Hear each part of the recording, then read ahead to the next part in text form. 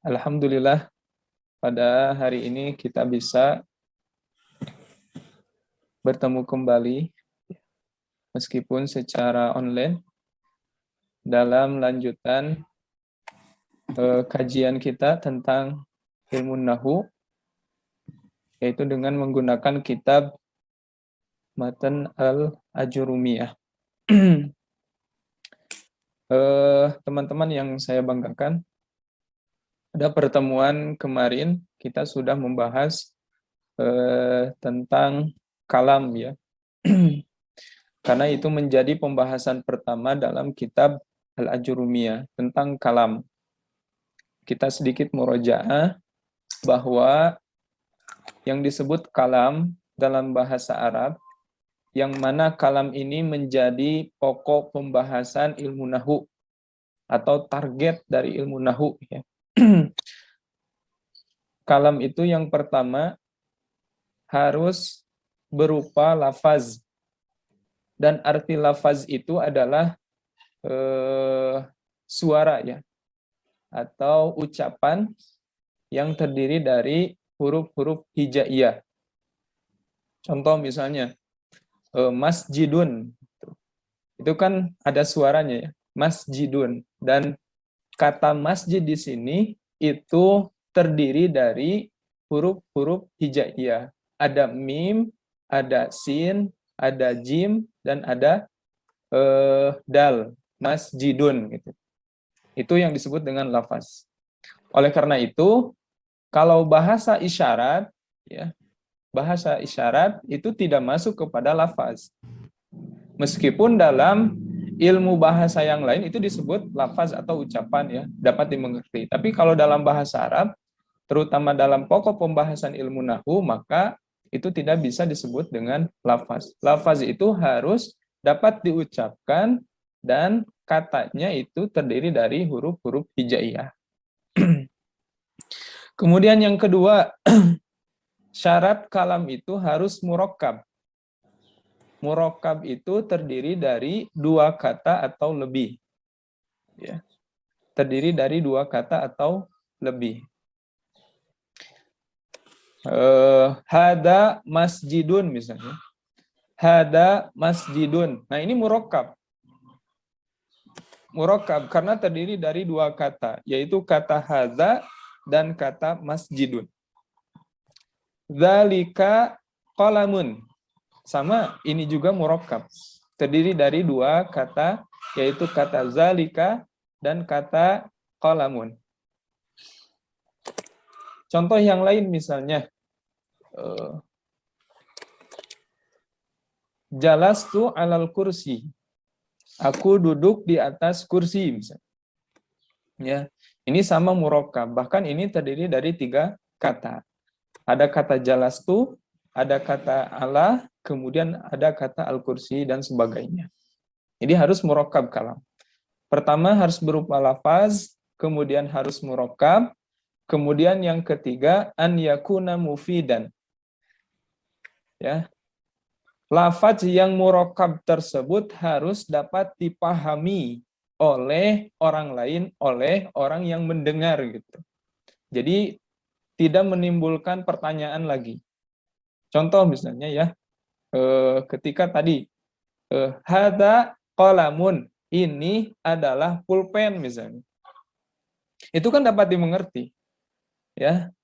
Dan orang yang mendengar atau orang yang diajak bicara oleh kita itu paham, gitu kan, dan tidak menunggu apa kata-kata setelahnya. Beda dengan misalnya ucapan seseorang ketika misalnya gini, seperti kemarin, ya, yang saya contohkan, ida hadarul ustad.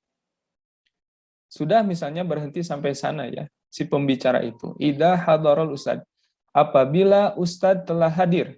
Kemudian dia berhenti. Maka yang mendengar atau yang diajak bicara itu akan merasa kebingungan, gitu kan. Ini apa, ya? Setelah ustad hadir itu apa, gitu. Nah, ini berarti tidak mufid, tidak dipahami, meskipun itu sudah berupa lafaz dan sudah murakkab, gitu kan. Kan Idza hadarul ustad itu sudah murakkab, ya, sudah murakkab, sudah terdiri dari 3 kata. Idza hadara kemudian al ustad, udah 3 kata. Tapi permasalahannya dia tidak mufid, tidak dapat dipahami, ya, tidak paham. Kemudian syarat yang terakhir yang keempat, ya, kalam itu harus bil wad'i. Dalam artian kalam, ya, kalam yang digunakan oleh orang-orang Arab, yaitu berbahasa Arab tentunya. Teman-teman yang dimuliakan oleh Allah Subhanahu wa taala, kita lanjutkan kepada pembahasan selanjutnya ya dalam kitab Al-Ajurumiyah. Silahkan ada yang mau baca. Ana Ustaz. Tafadhol akhi. Wa qasamuhu salasatun ismun wa fi'lun wa harfun ja'a li ma'nan. Nah, Ajzal kalami aqsamu kalimati al ismu wal fi'lu wal harfu. ya, syukron. Wa aqsamuhu salasatun. Dan pembagian kalam itu ada 3, salasah itu 3. Wa aqsamuhu dan pembagian atau bagian ya, bagian dari kalam itu ada 3. Pertama ada ismun, ada fi'lun, ada harfun, ja'a li ma'nan. Nah, ada isim, kemudian ada fi'il, kemudian ada harf yang datang dengan makna. Nanti akan dijelaskan ya. Nah, gini ya. Bahasa Arab itu baik yang kita ucapkan, baik yang kita tulis ya, yang kita dengar, baik itu berupa Al-Qur'an misalnya atau hadis atau misalnya syair,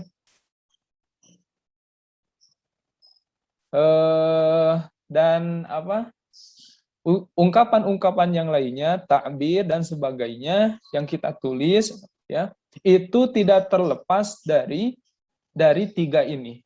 Ya, yang kita ucapkan ini pasti tidak akan terlepas dari 3. Baik isim, fiil ataupun huruf. Tidak ada jenis yang keempat. Ya, sekali lagi apa yang kita ucapkan kalam ya, kalam. Kalam itu yang kita ucapkan, yang kita tulis, yang kita dengar, gitu kan.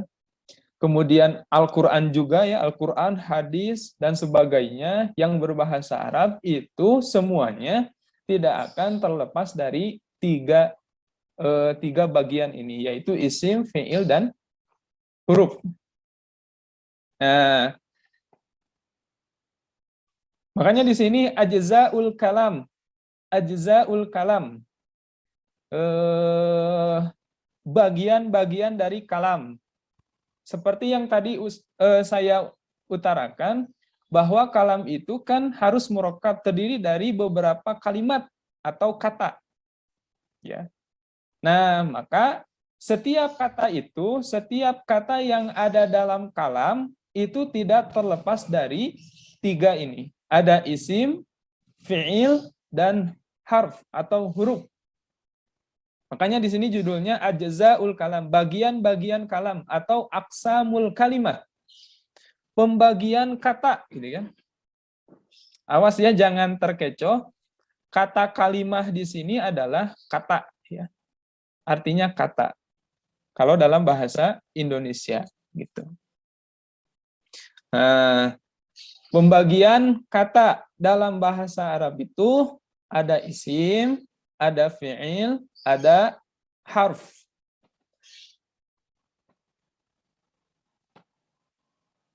Bisa dipahami?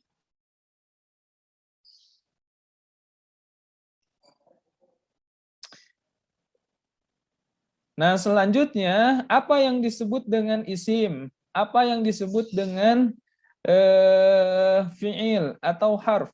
Apa maksud ketiga bagian ini ya?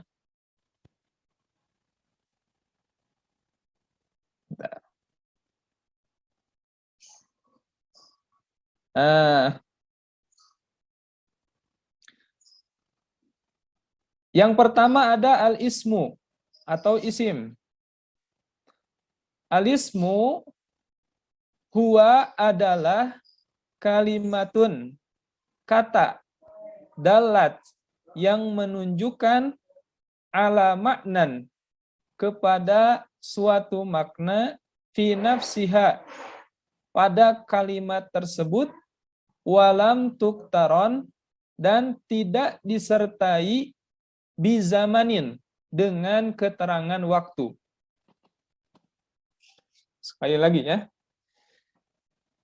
Al-ismu huwa adalah kalimatun, kata dalat, yang menunjukkan ala maknan, kepada makna, ya, ala fi nafsiha, makna tersendiri, gitu kan, atau pada kalimat tersebut, walam tuktaron, dan tidak disertai bizamanin, dengan keterangan waktu. Nah, ya. Jadi alismu itu adalah kalimat atau kata yang mempunyai makna tersendiri, gitulah simpelnya ya. Serta tidak disertai dengan keterangan waktu. Nah, dalam salah satu kitab penjelasan Al-Ajurumiyah, saya mendapatkan sesuatu yang menarik terkait dengan alism ini ya. Alismu itu ternyata dibagi ke dalam dua. Ada syai'un mahsusun, ya. Syai'un mahsusun, apa, sesuatu yang dapat diraba gitu kan. Jadi ada zatnya, ada bendanya gitu. Nah, ini menarik. Mahsusu itu kan artinya apa? Disentuh, diraba gitu kan. Sesuatu yang dapat disentuh, diraba. Contoh di sini ya. Ada Zaidun. Zaidun itu kan orang ya. Nah, itu kan syai'un mahsus. Ada orang Zaidun. Ini orangnya ya. Orang Zaidun. Dan nama-nama yang lainnya ya, ada Ahmad gitu kan, ada Muhammad, ada Ali, ada Umar gitu kan. Itu semuanya isim.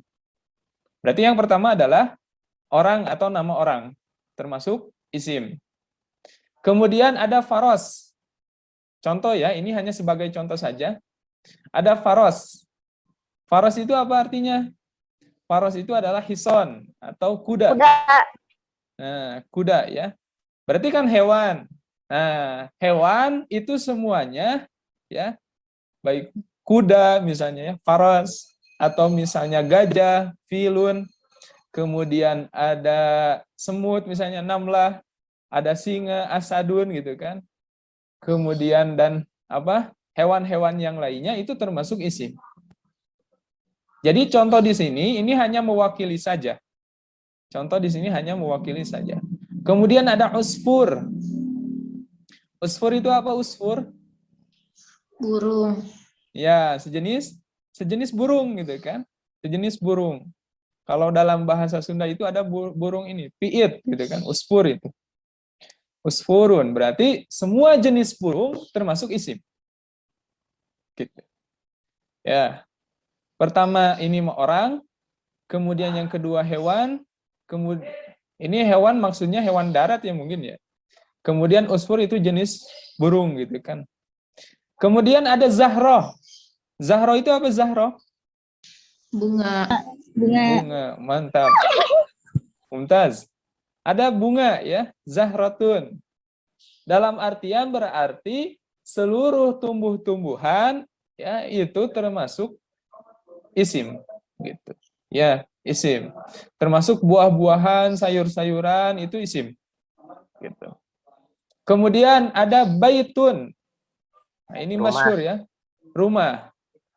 Nah, baitun itu adalah rumah. Ya.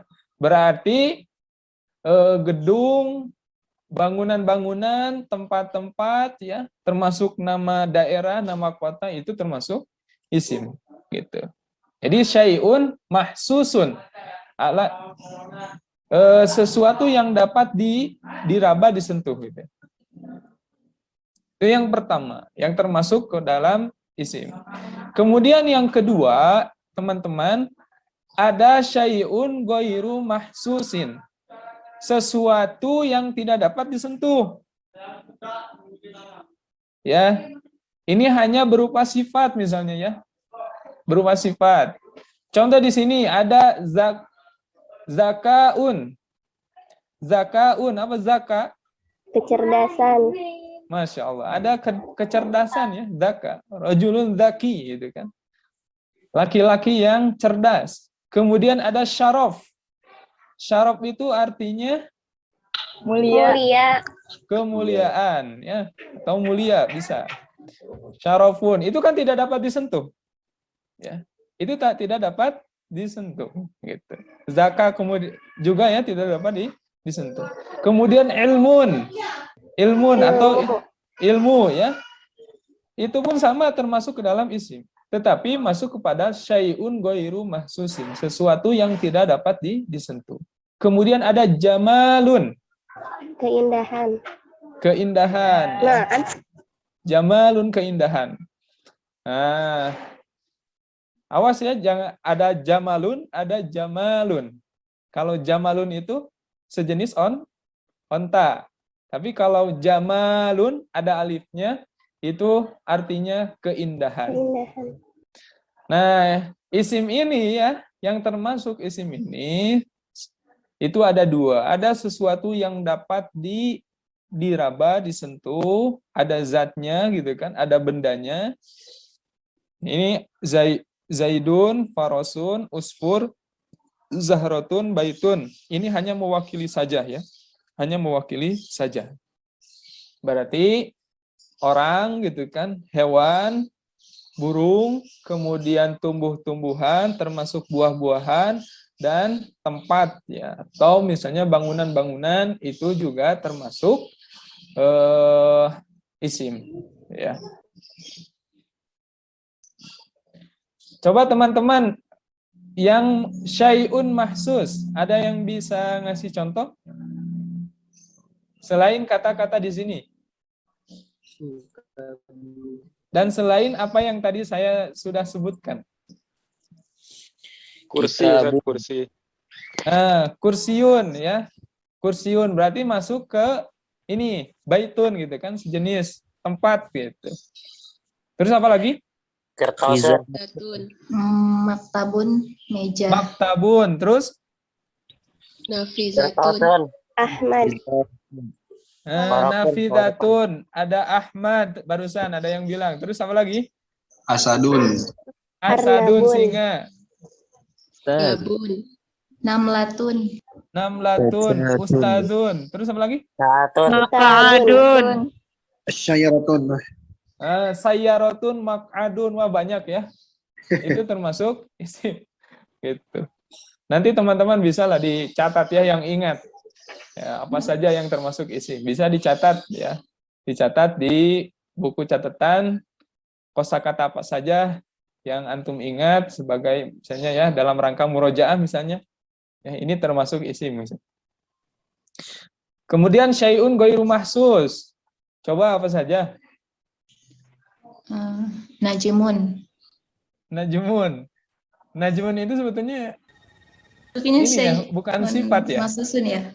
Launun. Itu kepada syai'un mahsus. Ustaz, launun. Gimana? Nasyitatun, Ustaz. Nasyitatun atau nasyitatun, betul. Atau nasyat. Launun. Wasi'un. Launun.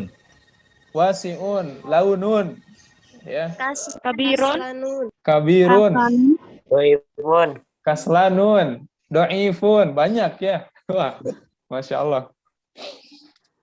Berarti itu ya, itu yang termasuk kepada syai'un ghairu mahsus. Jadi sekali lagi, kalimatun, isim itu adalah kalimat atau kata yang menunjukkan kepada makna tersendiri, jadi punya makna tersendiri. Ketika kita misalnya gini ya, kita menyebutkan baitun. Nah, itu kita sudah paham ya, bahwa rumah itu gambarannya seperti ini. Gitu. Itu makna fi nafsiha. Jadi kata baitun itu kita sudah paham bagaimana bentuknya gitu. Bagaimana bentuknya. Ketika kita misalnya mengatakan zahrotun, itu punya makna tersendiri, ya bunga gitu kan. Bunga. Ada gambaran dalam diri kita bahwa bunga itu seperti ini. Nah, itu maksud dari fi nafsiha. Kalau walam tuktaron bi zaman nanti kita bahas pada pembahasan fiil yang kedua. Coba kita lanjut ke yang kedua. Nah, fiil ya. Fiil nih. Definisinya hampir sama dengan pengertian isim, cuman di sini ada tambahan ya. Kalimatun kata dalat yang menunjukkan ala maknan pada suatu makna fi nafsiha tersendiri, waktu rinat bi zaman, tapi disertai dengan keterangan waktu. Nah, keterangan waktu ini kan dalam hidup kita itu kan tidak terlepas dari 3 ya. Telah, sekarang, dan akan gitu kan. Akan. Telah, sekarang, dan akan. Itu kan waktu kita. Nah, fiil ini itu pasti disertai dengan keterangan waktu tersebut. Gitu ya. Telah, gitu kan. Atau yang sudah lampau, kemudian sedang, yang sedang dikerjakan, dan yang akan datang. Itu keterangan waktu. 3. Nah, nanti imbasnya, dengan adanya keterangan waktu di sini, maka fiil itu terbagi menjadi 3. Ya. Fiil ini terbagi menjadi 3. Ada al-fi'lul madhi. Fi'il madi. Ini untuk keterangan waktu yang telah lampau. Ya. Fi'il madi ini untuk keterangan waktu yang telah lampau. Telah gitu kan. Contoh di sini ya. Contoh. Misalnya kata kan fi'il itu apa artinya? Kata kerja. Ya. Fi'il itu adalah kata kerja. Ya, fi'il itu adalah kata kerja. Kemudian tentunya kalau kata kerja itu pasti disertai dengan keterangan waktu yang 3 tadi. Telah, sedang, dan akan. Gitu. Nah, yang pertama fi'il itu adalah al-fi'lul madhi. Fi'il madhi. Ya, ini untuk keterangan waktu yang telah lampau, gitu. Yang telah lalu. Contoh di sini misalnya kataba. Kataba. Nanti dalam menerjemahkan kataba di sini harus disertai tentunya dengan keterangan waktu. Kataba artinya menulis. Berarti karena ini termasuk fi'il madi, kita sertai dengan keterangan waktu. Telah menulis. Gitu. Ya, telah menulis. Nah, kemudian contoh yang kedua, jahada, yujahidu, jahada. Apa jahada artinya? Berjihad atau bersungguh-sungguh ya. Berjihad atau bersungguh-sungguh. Nah, ini kan fi'il madhi. Ketika kita menerjemahkan, maka disertai dengan keterangan waktu. Telah bersungguh-sungguh atau telah berjihad. Ya. Contoh yang lain, yang ketiga, ada istaghfaro. Istaghfaro ini fi'il madi. Ya, artinya istaghfaro itu adalah meminta ampun. Meminta ampunan. Berarti sertai dengan keterangan waktu yang telah lalu. Istaghfaro artinya telah meminta ampunan. Itu fi'il madi. Jadi keterangan untuk yang telah lampau. Kemudian yang kedua, ada al-fi'lul mudhari'u. Fi'il mudhari'. Ini untuk keterangan waktu 2 ya. Kalau fi'il mudhari' itu keterangan waktu untuk 2. Pertama, sedang. Kemudian yang kedua, yang akan datang. Ya, akan gitu kan. Akan. Sekali lagi, kalau fi'il mudhari itu untuk dua keterangan waktu, sedang dan akan. Contoh di sini yaktubu, artinya sama menulis. Tapi karena ini termasuk fi'il mudhari yang ditandai dengan ya di awal gitu kan, yaktubu. Yaktubu itu kita terjemahkan atau kita artikan sedang atau akan menulis. Sedang menulis atau akan menulis. Itu fi'il mudhari. Yujahidu. Artinya kan sama, cuman keterangan waktu yang berbeda. Yujahidu sedang berjihad atau akan berjihad. Ya. Yastaghfiru termasuk fi'il mudhari, gitu kan? Termasuk fi'il mudhari. Sedang meminta ampunan atau akan meminta ampunan. Bisa dipahami ya, teman-teman? Nah, kemudian ada al-amru. Ya. Fi'lu amrin. Fi'il amr, gitu kan? Artinya apa? Perintah. Fi'il amr ini kata kerja untuk perintah, gitu kan? Perintah.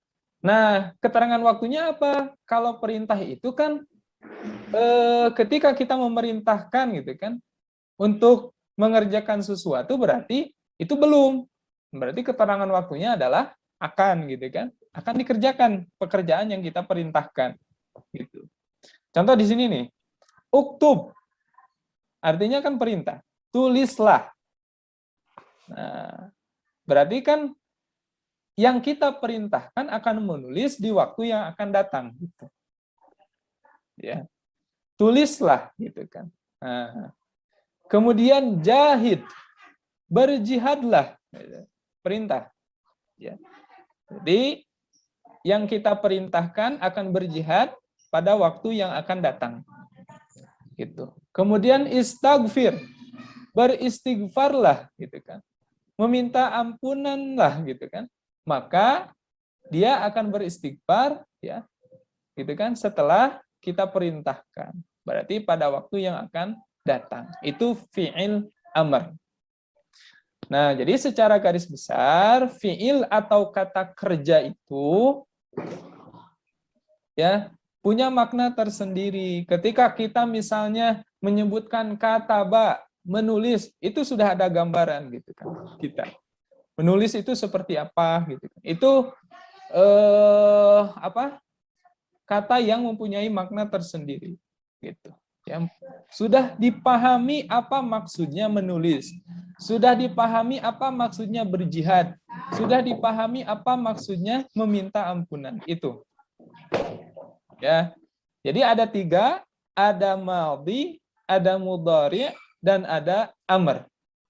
Nah, teman-teman ini harus hafal ya, harus hafal bahwa kata kerja itu terbagi menjadi 3, ada madhi, ada mudhari, dan ada amr. Nah, mungkin nanti ya di grup kita adakan latihan ya, latihan-latihan untuk teman-teman sebagai penguatan ya terhadap materi yang telah kita bahas nanti ya di grup, nanti ada latihan lah. Karena gini ya, kalau belajar ilmu nahwu itu selain kita belajar materi, itu harus diperdalam, diperkuat dengan memperbanyak latihan. Ya. Gitu. Coba teman-teman ada yang bisa ngasih contoh tentang fi'il madhi? Kanasa. Kanasa. Kanasa itu menyapu. Terus? Dahaba. Dahaba. Terus? Dimatiin itu ida dosa. Kotaba. Kanasa. Loba. Darasa. Istamala. Safaro. Safaro. Istamala. Kola. Kola. Tazawwaja. Akala. Tazawaja. Mantap. Ini pasti jomblo yang jawab. Kalau emang kartun luar negeri kan kayak Disney kan Terus. kayak nyata banget. Ta'allama. Ta'allama. Jalasa. Doroba. Jalasa. Akala. Yang akala ini pasti belum sarapan nih. Terus apa lagi? Doroba. Qoro'a, doroba. Banyak. Fi'il mudhari, sekarang fi'il mudhari. Yadribu. Yadribu, Yakulu. Yaftahu. yakulu, yaftahu, Ra'u. yakra'u, Yadhabu. yazhabu, Atasawwaku. yatasawwaku. Wah, hari Ahad nih belanja. Terus, Yansuru. yansuru, terus. Yarmi. Yakra'u, yarmi, Uhibbu. yuhibbu. Wah, banyak ya. Masya Allah. Fi'il amr sekarang. Idrib. Idrib, Iqra. ikra, Isyrab. Jihad. ishrab, Ijlis. Unsur. idhab, ijlis, Unsur. unsyur, Kul. Ta'alam. kul, ta'allam, Istami'. istami', Unzur. wa'id, Uskut. uskut, Unzur. uskut. Ya banyak ya, Masya Allah. Nah, berarti antum sudah paham. Pembahasan ini slide terakhir ya. Nanti kita bisa gunakan untuk tanya jawab. Tuh. Nah, ini ada sedikit perbedaan dengan yang tadi. Yang harus antum garis bawahi ya. Yang ketiga itu adalah harf, al-harfu. Jenis kalimat atau kata dalam bahasa Arab yang ketiga itu adalah al-harfu. Dalam matan al-ajurumiyah tadi, ya, kan gini, wa aqsamuhu salasa, ismun, wa fi'lun, wa harfun, ja'a li ma'nan, gitu kan. Ja'a li ma'nan. Kenapa? Dalam kata harfun ada kalimat ja'a li ma'nan. Datang dengan makna. Karena huruf yang dimaksud dalam huruf yang dimaksud di sini adalah huruf yang mempunyai makna atau arti. Kali lagi, makna ya di sini ya, kan di sini. Nih ya, harfun ja'a li ma'nan. Artinya huruf yang mempunyai makna atau arti. Jadi bukan huruf hijaiyah. Karena huruf hijaiyah itu alif, ba, ta, sa, dan seterusnya sampai ya itu huruf-huruf yang tidak mempunyai arti. Berarti huruf-huruf hijaiyah ini, gitu kan? Huruf hijaiyah ini bukan termasuk kata gitu. Tapi cuma bagian dari kata. Gitu. Jadi huruf di sini itu artinya huruf yang sudah mempunyai makna atau arti. Nah, di sini ya. Al-harfu huwa adalah kalimatun. Kata dalat ala maknan. Tuh ya. Yang menunjukkan kepada suatu makna. Berarti huruf yang mempunyai makna. Bukan huruf hijaiyah. Fi goiriha. Fi goiriha. Tapi setelah digabungkan dengan kata-kata yang lain. Maksudnya gini, huruf ini ya, huruf ini nanti meskipun dia sudah punya arti, tapi maksudnya itu tidak bisa dipahami kecuali setelah dimasukkan ke dalam rangkaian murakkab atau jumlah gitu, atau struktur kalimat gitu. Ya.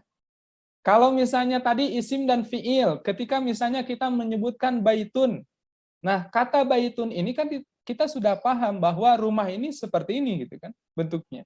Kemudian ketika kita misalnya menyebutkan kataba menulis, kita sudah paham bahwa menulis itu ya kita menulis gitu kan. Mencatat gitu, huruf-huruf atau kata-kata dalam alat tulis misalnya. Nah, tapi kalau huruf itu ketika disebutkan satu huruf, itu kurang dipahami maksudnya apa, kecuali setelah dimasukkan ke dalam kalimat atau disandingkan dengan kata-kata yang lain. Nah, agar lebih dipahami, contoh di sini ya, wa misaluhu, misal lam, gitu kan? Lam itu artinya tidak. An-nafyu, an-nafyu itu artinya tidak, atau kalau dia dalam bahasa Indonesia itu sering kita menerjemahkan lam itu belum, gitu kan? Belum atau tidak. Nah, ketika ada orang nih yang mengatakan, tiba-tiba dia mengatakan lam, tidak, gitu kan? Lam ini artinya tidak, tapi kata tidak ini kurang dipahami maksudnya, tidak apa gitu. Kurang dipahami ketika kita misalnya ya tiba-tiba berkata lam, tidak artinya. Ya. Itu kurang dipahami apa maksudnya, tidak apa gitu kan. Tidak makan, tidak minum, tidak tidur, tidak bermain, tidak apa gitu kan. Itu kurang dipahami kalau huruf tersebut menyendiri gitu. Kecuali setelah digabungkan dengan kata-kata yang lain. Contoh di sini ya, lam misalnya. Lam yashrob Ahmadu al-ma'a. Ahmad tidak minum air. Atau belum minum air. Nah, kata tidak ini dipahami maksudnya. Tidak apa? Ya tidak minum gitu. Gitu maksudnya. Ya, tidak minum. Jadi kalau berdiri sendiri, huruf ini tidak dipahami maksudnya. Tapi setelah dimasukkan ke dalam kalimat, struktur kalimat seperti ini, maka lam di sini itu bisa dipahami apa maksudnya. Gitu. Ya. Lam yashrob Ahmadu al-ma'a. Ahmad tidak minum air atau belum minum air. Yang kedua, fi. Fi artinya di, gitu kan? Atau di dalam bisa. Di atau di dalam. Ketika kita berbicara di, ya, hanya huruf di saja yang kita utarakan, itu kurang dipahami. Di apa gitu kan maksudnya? Nah, maka kalimat atau kata di sini akan dipahami maksudnya setelah kita masukkan ke dalam struktur kalimat. Contoh di sini adrusun nahwa fil ma'hadi. Aku belajar, adrusu aku belajar an-nahwa ilmu nahu fil ma'hadi di pesantren. Itu. Aku belajar an-nah ilmu nahu fil ma'hadi. Oh, berarti di sini artinya adalah di ma'had. Nah, baru kita pahami ya. Baru kita paham apa maksud di gitu. Tapi kalau berdiri sendiri seperti tadi ya, di misalnya, itu kan tidak dipahami apa maksudnya. Tapi setelah masuk ke dalam struktur kalimat atau jumlah ya, maka itu kita dapat memahami. Adrusun nahwa fil ma'hadi. Aku belajar ilmu nahu fil ma'hadi di pesantren. Ya, kemudian hal nih ya. Hal itu artinya apa? Apakah? Apakah? Tuh ya. Ketika yang jawab barusan menyebutkan apakah. Kan kalau dia menyebutkan hanya apakah, itu kan kita tidak tahu apa maksudnya ya. Apakah apa gitu. Apakah apa gitu. Nah, belum dipahami. Kecuali huruf hal ini atau kata hal ini itu digabungkan dengan kata-kata yang lain dalam struktur kalimat. Contoh di sini hal indaka qalamun. Apakah kamu mempunyai pulpen? Gitu. Maka dijawab na'am indi qalamun. Ya, saya mempunyai pulpen misalnya. Ya. Nah, itu hal di sini baru bisa dipahami apa maksudnya. Berarti kan pertanyaan. Pertanyaan, apakah kamu itu mempunyai alat tulis? Gitu kan. Iya, saya mempunyai alat tulis. Kemudian la. Ya, la. La artinya tidak, ya, tidak. Salah satu makna, ya, salah satu makna la di sini artinya tidak. Lin nafyi, an-nafyu, tidak. Seperti contoh kemarin ya, la yuflihul kasulu. Al-kasul, orang yang malas itu la yuflihu, tidak akan beruntung. Ya, tidak akan beruntung. La yuflihul kasulu, orang yang malas itu tidak akan beruntung. Kemudian contoh lagi ini, min, ya. Min. Min itu artinya dari, gitu kan? Dari. Nah, kata dari ini kalau hanya menyendiri itu kurang dipahami maksudnya. Apa maksudnya? Dari mana gitu kan? Dari mana? Nah, itu kurang dipahami maksudnya kecuali setelah kita masukkan ke dalam struktur kalimat. Dhahabtu minal baiti. Aku pergi dari rumah. Oh, berarti dari rumah gitu. Ya. Nah, ini hanya sebatas contoh saja ya. Huruf-huruf di sini hanya sebatas contoh. Huruf-huruf itu banyak ya. Banyak sekali, ada huruf jar nanti ya, ada huruf athof, huruf taukid gitu kan. Dan banyak lagi ya. Nah, ini hanya sebatas contoh. Maka ini dimaksud dengan al-harfu. Jadi huruf yang termasuk kalimat atau kata itu adalah huruf yang sudah mempunyai arti. Kan di sini sudah punya arti ya. Lam artinya tidak, fi artinya di, hal apakah, la tidak, min dari gitu kan. Itu huruf-huruf yang punya arti. Sedangkan huruf hijaiyah dari alif sampai ya itu bukan termasuk kalimat atau kata karena tidak mempunyai arti.